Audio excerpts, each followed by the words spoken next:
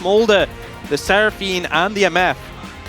Insane amounts of power, but they are playing into this Senna who, you know, the healing potential, the ult potential, the shielding of by an Emperor of Shurima. Yeah, a little bit off there from Faker, but to be honest, don't think they would have killed BDD there, even if the ult did connect. Ona doesn't have his ult, probably would have just been a flash, but still a bit unfortunate. Good moves from BDD. Yoshik is going to be able to lock down the third. This Mountain Dragon at all. And I don't mind that at all, to be honest. I think that T1 just wanting to set themselves up for a mid-game where they can still, as Senna is wont to do. We can see not too many clues when it comes to exactly what the build is going to look like here for Keria. Yep. It is likely done a lot of damage to structures here in this game. As Ona is going to try and put Pyoshik to sleep. The prison does come down, but there's the Emperor's Divide. Mom comes through as well, but there is just nothing Pyoshik can do. Encore is going to connect here onto the Lilia, but the Dawning Shadow is there in response. And Beryl and BDD just not with enough damage by the looks of things. A Q does come down, but this is a very early Smolder, the flash forward. And BDD not able to do enough to take down there as well, but the extra heal does come on through. KT still able to get back out onto the map. You feel good that you've kind of been rewarded for your early investment into those dragons. Beryl, though, could be in a bit of trouble here. Yeah, he doesn't have flash, nor does he have heal. He has nothing. He's just dead. That is Gumayushi picking up that kill. Have that Helia yet, but that's a decent spike, but really 2 items is just where this champion just starts to take over.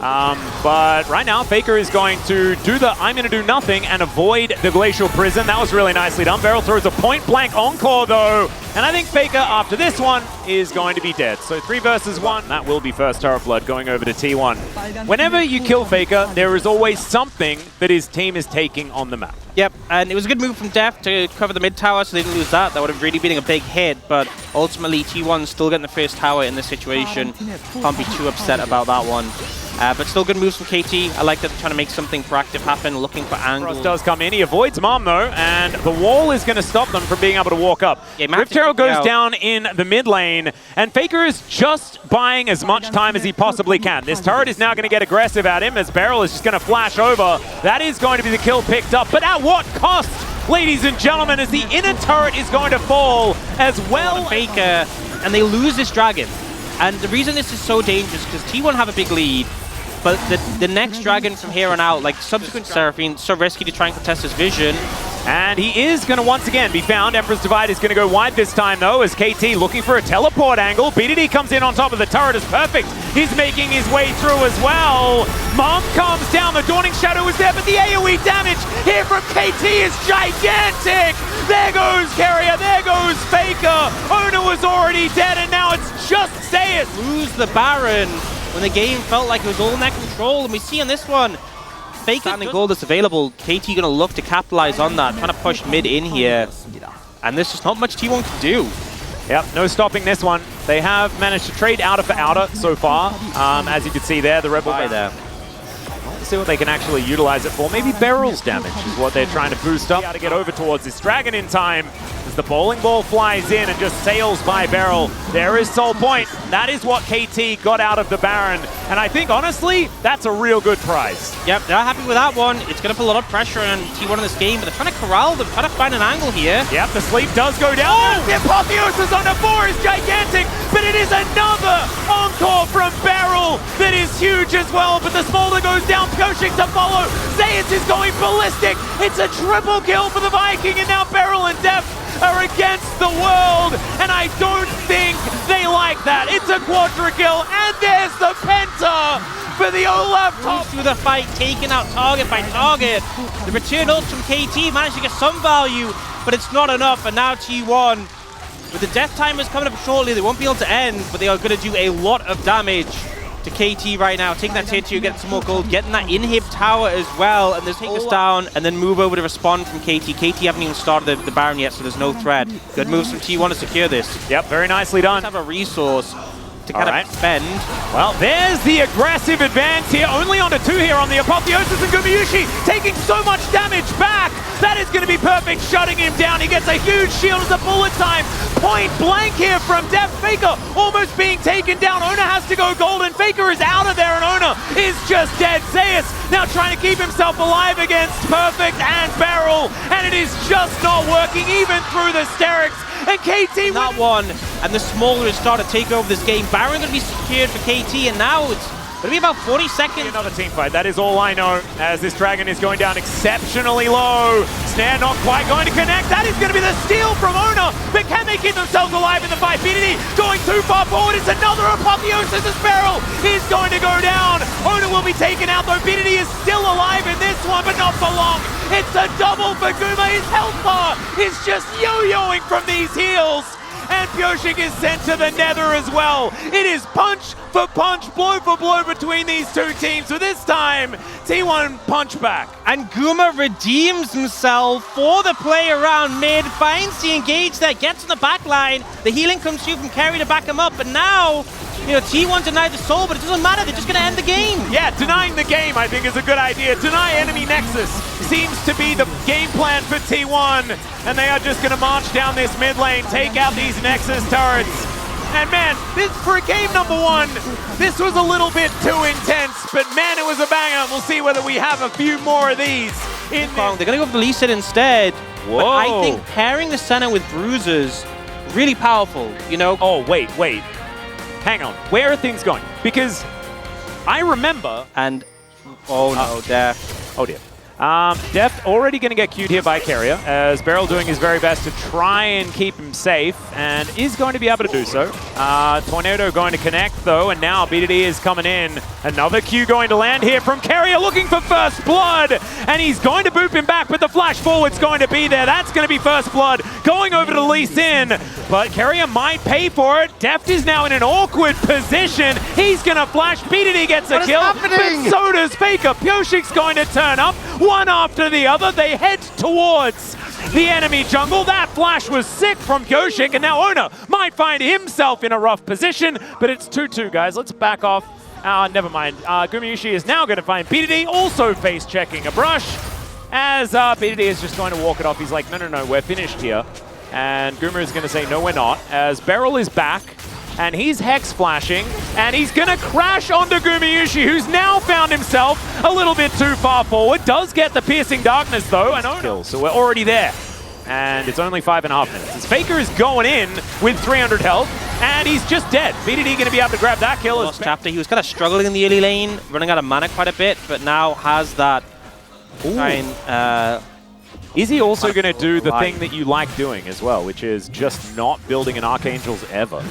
You know, I honestly think of all the games, this could actually be an okay Archangels one. Oh no! Heresy, but there's a lot of dive threats, spikes. We do now see finally the Renekton Sejuani pairing, looking to punish Zeus. Oh, there's the flash forward from Perfect! Zeus is going to get tagged, and the Winter's Wrath will be enough. The dive was beautiful there from KT. Just the immediate flash done.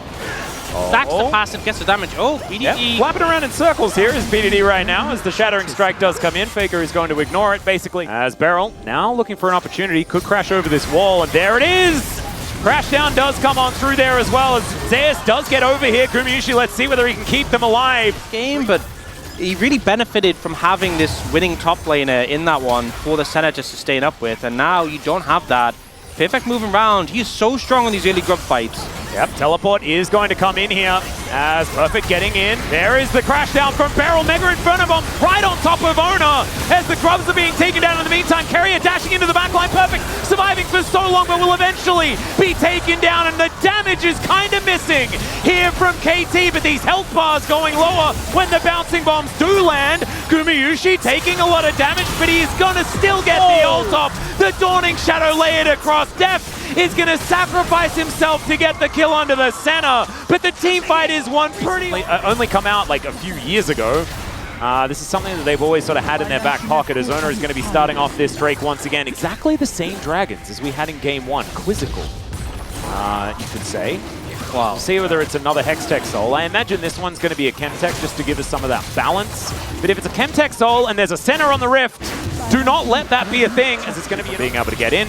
As the snare is going to land onto Perfect. He could still be a target here, does hold on. And KT, will they actually commit to any sort of play? Carrier going to get spotted out as the tower is going to be taken, and KT just giving this one up saying instead, we're just gonna try and take your stuff. And with a Ziggs, it kind of makes some sense. Satchel can go down, doesn't even need it, and KT get 2 turrets in trade for a single Ocean Drake. And they might even wait, two turrets, I said. I said 2 turrets. By Jove. Never mind, that's 3. That is going to be Faker now trying to trade it back for an out. And so as a result, KT are like, you know, so what if we give them an extra dragon? They don't have the soul yet. So now moving away, Beryl looking for that flank as Zeus gets on top of his ward once again. The snare going to get picked up by Beryl here as Ona moves over. It's going to be a 50-50, but a take by the Smolder somehow carries. KT, good secure. Oh, TP flank coming in. This is from Carrier. Yeah, this is very aggressive, and Gumiushi's just going to get dove on top of Def, takes him down with a Mega Inferno Bomb, and Carrier now just not able to find those angles, because without the center, what is this comp actually capable of? As now it's perfect teleporting in. Zeus gonna get thrown around like a ragdoll. These executes starting to fly in as he looks to be a hero, but he's burnt to death by BDD. The kick, it's gonna connect, and Carrier takes down his ex-teammate, but at what cost? As Faker is at full health, he puts up the wind wall, but 1 versus 4, I just don't think it's going to be enough. The last breath comes down, but it is exactly that. He'll take... They have all of the time in the universe in this game. I mean, they're praying for a 70-minute, as they're not going to get one, as that is going to be a kick out onto Beryl. Mum comes down. Ona is going to absorb a lot of buttons by just pressing Zhonya as he puts the Crocodile to sleep. Is now perfect. He could be in trouble, but it's another crash down. Def takes down Ona, and BDD is untouched in this backline. Faker goes in, but the Dragon is mauling them.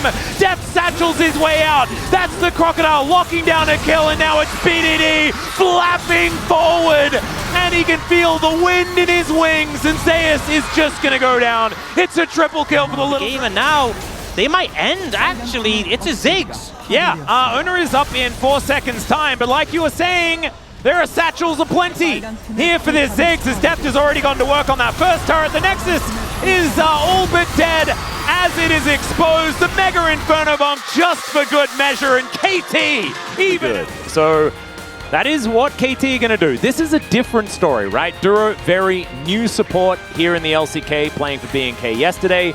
This is Beryl, who was probably one of our... Fearfect level 6. Yep, BDD also had control of the mid-wave, so able to get here first. Oh, the steal! That was pretty sexy. T1, I think, can possibly even just move away from this, but you can see Carrier looking aggressive. That's a flash out from Beryl. Mum does a lot of damage to T1. But it is going to be just these 2 grubs that are going to be taken away. Another one, Gumiushi perhaps? No, not going to happen this time. As, yeah, Perf just going to walk up and stun the Varus. That's a Crocodile. Yeah, he's pretty scary. He does Dominus and try to weather the storm, but this is... Yeah, this is real dangerous. I see what you did there. The ultimate has been precast, but there it is. I just don't know what he's going to be able to do here. He goes and has a nap, and that is going to be first blood going over to Ona. And meanwhile, underneath the turret here, Ragnarok has been popped, and Pureshik has to flash. Deft not quite able to grab it quickly enough. The Ragnarok, like you were talking about, still up and available. Let's see whether this can work in a 3v2, as there is the Ragnarok coming down. Bowling ball avoided, as Beryl is just dead. That's the watch out. This isn't on the map right now, but he could be heading topside. KT don't know, so they have to kind of respect the fact that they don't have information on how many members are going to be there. I also think with Ona being so strong, it's a bit of a cautious one. So they're just going to give up the grubs completely and look instead towards the dragon. There's an Ocean Dragon first of all. Does mean that that's not going to be the soul, which is good news. Yep, and also the Ocean Dragon be able to catch up, and that is going to be that dragon taken down. But I think the trade here, not exactly fantastic for KT. As you can see, we're ballooning to above 2,000. And this Herald could mean a mid-tier 1 for T1, which would be huge. Well, they are just going to take it. Let's see. That might just be the game plan. Yeah. Just trade the dragons and one apiece. Not really too much concern either way, whatever this. Like this one's not going to be something that they can actually fight for. We'll have a look at what soul it is going to be. Zeus to run amok, or allowing Def to find that big ulti as Flash has to come out here as the Dominus has been popped. Perfect. Going down so incredibly low. Teleports coming in from everyone as Ona kind of creep blocked, and that is going to be somehow BDD picking up that kill. Gets slowed, gets creep blocked, and now Faker is just dead. Okay, BDD going to flap away from the wall. But now, BDD is also picking up this tower. He is just suddenly monster fed out of nowhere. You know, Preservation Society. Or maybe he left. You know? Oh yeah, maybe he had to leave because otherwise they were never going to be able to get the objective. Speaking of objectives, T1, they're just going to run over towards this Baron, and the Dragon will be taken, but can there be any responses? Beryl just dives in there. All right, maybe that's the response. It's perfect, just pokes his head in, and then hops out again immediately. Something, and immediately everyone... all the blood drains out of your face. Yeah, extremely careful. Speaking about being careful, KT carefully trying to assess whether this right now, they're just going to have to go for it. Yeah, they're going to have to try and find an angle. Here's the Magnet Storm looking to try and keep them out of the pit. And Pyoshik still gets in, but it's not going to be good enough. Look at this AoE damage is gigantic. Doesn't feel like a true victory right now. They lose one member, they get away. They gotta lose. And aiming won a few of those games. So we can see that building up the Smolder is certainly something that does work. But now it's T1's forte. This is where they get to utilize their control of the map. And you can see able to take down inner turret in the top lane. And it looks like Zeus will be able to protect this siege minion as well, getting to work in this mid lane. 4 grubs. Vision now given over to KT as teleport to come in. Let's see what can happen here as the Dragon does fly by, but it's just a little bit of damage onto Ona. They get the edge. Pyoshik, they do manage to avoid the Chains of Corruption largely, but in goes Ona, he goes golden. Can they find the sleeps they're looking for? The flash out from BDD, but he's still gonna get taken down. And this is like what you were talking about, Orcs. Unfortunately, sometimes the little Dragon just goes pop, and T1, they are just crushing KT with their wallets now. It's a little bit anticlimactic, but that is the way T1 are going to do it as they look to try and bring us to the next game with match point in hand. That's going to be the clean ace. And T1, I think, just marching up the mid lane. BDD, he's got a QSS in his inventory, just bought it now, but it's too late. Ends up getting CC'd, ends up going down, and that Smolder, who felt like such a threat, goes down with a whimper. T1, the incremental advantage is apparently we're enough to win them this game. They're going to make a little bit more proactive play there on the side of KT. I was praising them for their patience. Oh, it's Lux instead. It makes more sense, and it's the better duo, but it would have been so It is still funny. 0 permafrost. Yeah. Like, just nothing. Just nothing. You know what? That is so... But also, it is great into Lilia. It's kind of like... she kind of wants everyone to be low range, and, like, Lilia will... So much relief. Will come up, and she'll help me. Do you think... do you think when you get into a game like this, KT just mute top? You think, like, Pitfrock's like, hey, it's a great time. You can probably gank now. I think the Vayne's overstepping a bit. And they just literally... Remember, it's kind of an awkward composition to start off fights with, but Ona is certainly the one. That is the flash over there from Pyoshik. Just try and put Ona to sleep as the final spark does come in. Ona can just walk on forward, but the Dragon has been taken down. Mom gets mad. In the later stages, Lilia getting the sleep to proc really difficult. There's no other CC in the composition, so might be a big struggle in the late game in general. Ooh, there's a final spark to come on through. That is still going to be Pyoshik picking up that grub. Might just be all of these going on over as T1 not looking to commit to this grub fight. So 4-2 going to be the advantage here on KT's side. The first good news story that there is, unless Ona will just come in and steal it away, but it's not going to. These does connect onto 2. It's a lot of stacks. That's not too bad. But the flash forward from Beryl to try and get that snare locked in. Mom comes on through, but the slow is still going to be there. Valkyrie forward, and that is going to be first blood. There's now 3 people in Tivf's lane. Yeah, Zeus and Faker are going to be able to easily take down this turret. That is going to be to deal with an inner turret just being focused. Rift Herald is going to be employed alongside BDD. But if it gets another charge, they might be able to answer this. Yeah, I think if they trade even, it's pretty okay, all things considered. With 4 grubs, this should actually be very doable. With how especially low with no one there, yeah. I think KT are probably okay with how this is panned out. Also, the gold on good to see. And now we're just praying for a Cloud Soul for all that extra movement speed, and it's an Ocean's Head game. Maybe that's because then you can't buy them. Okay, perfect. Just wants to clear out the wave. Does stun up Zeus as he comes in. True Shot Barrage clears out the wave, but Perfect is so dead. That is going to be a kill going over to Zeus there. The lane matchup was already going good. They've really piled it on and just making this champion feel so useless. And I think this is where, like, all of Perfect's older brothers on his team are saying, like, buddy, it's okay, we'll carry you. Eventually, you do need to get control back, and giving things up does not quite help you there. Giving up Nexus, not a good play. Yeah. Giving up Singular Dragon, that's okay. It's okay, Perfect's here to defend the turret. Perfect may not be here for much longer. Okay, there's the dash forward from Pyoshik. does find a sleep onto one, but it's not exactly high priority there as Skirmishes did just get so far away. Bum comes down, the minion waves are all just obliterated.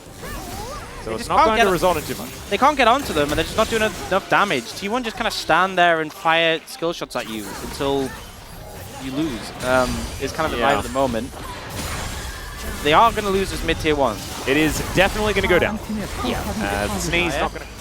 But it's possible. There's a lot of squishy members on T1. Beryl is now probably big dead. He's very dead.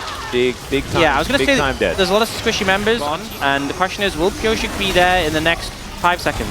Well, True Shot Barrage did do a fair bit of damage. Now T1 possibly in a little bit of trouble. Pyosik, can you get the steal? The answer is no. Ona locks that one down, but Skirmishes already dead. At the beginning of this one, Pyosik down very, very low as Faker just explodes. Deft trying to get the extra autos in. He finally helps BDD take him out. As now Ona, he'll be taken off the board as well. Oh, the BDD pretty strong now though. Picked up a lot of those kills. Carrier, you are very squishy. Yeah, he also had to stand still to put out that final spark, which meant that BDD was able to get on over there. So that is going to be a turret going down in the mid lane as well. True Shot Barrage was searching for Carrier there. As Zeus getting to work here on this top lane, and I'm getting Worlds flashbacks, man. Just watching Zeus. It's time for Perfect to shine, ladies and gentlemen. He sidesteps the light binding. That's a great start as Carrier going to be taken out first. Pyosik going to steal the kill away from a well-deserving Perfect who just needed something in this game, for goodness sake. T1 now just trying to get out of there. They've lost their support this time around, and KT looking to push further forward. True Shot Barrage to stop them from rotating around, and it is another turret to be taken here for KT. As BDD Valkyries his way in, somehow Pyosik's little hooves do not connect onto the traps. Beryl not going to be so lucky. Baron down to 6,000. These rockets still coming in. True Shot Barrage doing a fair bit of work. It's a flash in from Pyosik, and he steals away the Baron. He might just die though, and there he goes. Zeus now thinks that it's his time as KT just trying to vacate the area. Perfect trying to be bouncer now to keep his team alive. Beryl, can you press Mantra and Inspire? That's the question as Faker trying to flap his way out. Oh, they're just bombing. Oh my god, the damage. And Skirmishes going to be able to take down the Crocodile once again. Ace in the hole is going to lock down Beryl. And Deft, the last Baron standing, and T1, they're looking to break open the base. I just feel to end the series here. 20 seconds of Pyosik. He has ult. Beryl doesn't have ult. Sorry, Deft doesn't have ult. He needs to try and clear the wave. I don't think he's going to have a chance. Needs to land a few more of these Qs. Try and bring that one down as much as possible. I mean, it's taking a while because the Baron buff is going to be there. True Shot Barrage now just aimed at the minions. Nexus turret number 1 is going to be taken down, though. They're trying to tank this one up as best they can.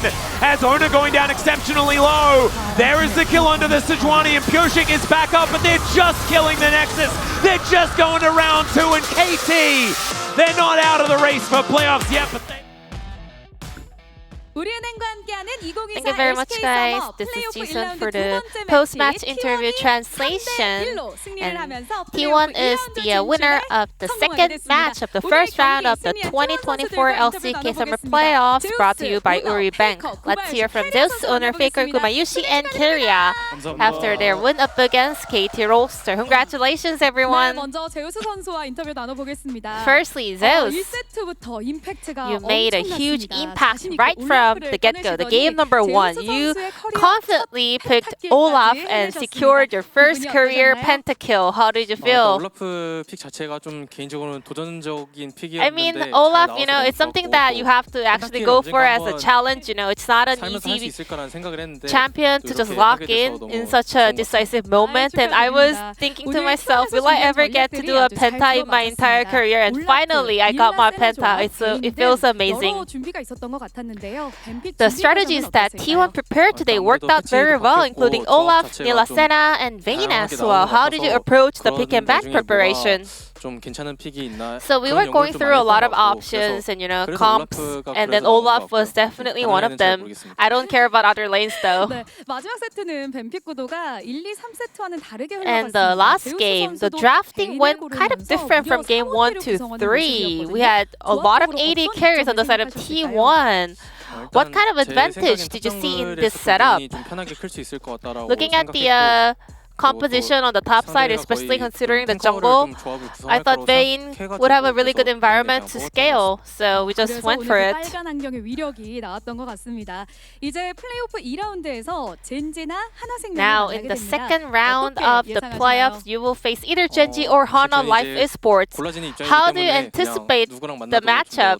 I mean, we're the one being chosen, so we don't have no choice. But our ultimate goal is winning the LCK. So I don't really care much about our opponent coming right after because we have to go all the way anyways. Moving on to Owner, with this 3-1 victory, you managed to advance to the second round. How do you feel? We really had to win the match today, and I'm so relieved and happy that we got a 3-1 victory. 생각했던 점은 무엇일까요? What was the most important aspect did you prepare for the matchup up against KT? I thought, getting the favorable matchup in the jungle would be the ideal kind of game plan for us. So we focused on banning 3 picks in the jungle role. And in game 3, you won the unanimous POG on Lilia. So what makes Lilia so strong right now? Her clear speed is very fast, and also her skirmish is really strong as well. I think Lilia is a very decent pick in the current meta and patch, and I think actually it's one of the strong picks right now. Then what are your thoughts and resolution for the next round in the playoffs? Yeah, we have no choice. We don't really know who we're gonna face up against, but we're pretty confident, with either of the potential matchups. So we will make sure to get another win there. 이어서 페이커 선수와 인터뷰 나눠보겠습니다. 페이커 선수, and Faker. So today's match was an elimination match for both of you guys, and it was also the classic Telecom War. What was your mindset going into this matchup? Well, being this is an elimination game, really did not really come into my head. I didn't care too much about that. I just focused on the match itself, and we were able to do well on stage. 그 전까지는 BDD 선수가 스몰더를 계속 꺼낸 걸 보면 So you played Smolder for the first time, and that was your 78th champion in the LCK. BDD has been playing the champion a lot, so how do you evaluate this pick right now? I could kind of tell that KT Rolster was drafting around their mid lane. They were prioritizing their mid lane pick a lot. So in the last game, we thought, let's just take that away from that. And I think that strategy worked really well. And Nasus mid has been a recent trend, and it was been throughout today's series. So what are your thoughts on Nasus pick? Well, Nasus? Yeah, it is a champion. It's a very fun champion. And a lot of people are experimenting it on the mid lane, so I also am paying attention to the current resurgence of Nasus on the mid lane. How do you see T1 performing in the higher rounds, in the bigger stages? It's gonna be pretty different from our regular season form. Usually we lost to Genji and Hana Life throughout the summer season, but this time around we will display a different kind of a form and performance. Now, Kumayushi. You guys picked up a win up against KT Rolster in the first round of the playoffs. How would you like to summarize your performance and your team's performance today? It means a lot considering the fact that we were able to go for many different strategies, and I think we also need to come back stronger considering that our potential opponents will be either Hana Life or Genji. And Kumayushi, you picked Nilla for the first time this summer in the first game and earned the POG. And you made some bold plays with aggressive engagement. What was your mindset during those moments? Our comp kind of lacked engaged tools, so I thought I would be the one to proactively going forward to make plays and set up for my team. And then in the last game, you and Carrier picked your signature Caitlyn Lux combo. How did you view the bot lane matchup? So we were going up against Azure Karma, which is not a prominent or a meta duo right now, and the laning phase is really difficult. It actually, a single aspect can turn the entire bot lane matchup around. So it was a very kind of uncomfortable matchup, but thankfully we managed to go through it and win. 젠지가 저희를 고를 수도 있겠다는 생각이 I mean, 좀 들고요. I have a feeling that Genji might choose us. I kind of prefer, or I would like to face Genji, but regardless of the outcome, we will do our best, whether it's going to be Genji or Hana Life. And Keria, T1 prioritized Senna a lot today. How do you evaluate Senna after the recent patch? After the changes, we did a lot of practice with Senna and also against Senna, but I was not sure how it's gonna be played on stage, and I was also unsure whether KT will actually play it, but I think the matchup went as I kind of expected, so I was pretty much relieved. And a lot of people predicted that support matchup would be very crucial today, facing Beryl in the best of 5 for the first time in 2 years. What did you see as the key factors? KT, Rolster, they tend to kind of finish their bot lane comp in the second phase in order to add more power to the top side drafting. So we wanted to keep that in mind when it comes to our pick and bans.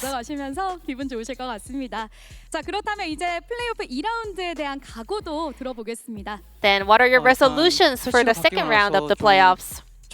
So we are performing on a new patch, so I think it allowed us to kind of get our hands on many different picks, and we are in a much more comfortable situation compared to the regular season, considering the changes that the patch kind of concluded. So I think we will be able to do better than the regular season. Now back to Faker. As always, T1 showcased an amazing performance in a best of 5 series. So what are your resolutions and goals for the playoffs? This summer season, we had a lot of ups and downs. Our performance was fluctuating a lot as well, but we are always doing our best, especially for the playoffs. So I would look forward to your continuous support, and I always appreciate your love. And this will be the end of the post-match interview with the T1 players, and back to the space. Thank you. Thank you, Ji-sun, as always, for that awesome translation of the entirety of the T1 squad. 3-1 is the score. KT did sneak a game away in there. And Chronicler, right on both predictions for round 1. How does it feel? No comment. He's very happy. Wolf, what do you Twice as correct as me. I only got the first 3-1 Andy correct. I was a 3-2 Predator. We did get the teams right. So Genji does have to choose one of DK and T1. Guma saying that he hopes Genji choose them. That's kind of what we're expecting Genji will choose. I do think, T1 is the lower seed. I feel like T1... I mean, they show us some new stuff today, but D+ seems like a scarier team right now in terms of their draft flexibility. They're a wild card for sure. T1 just kind of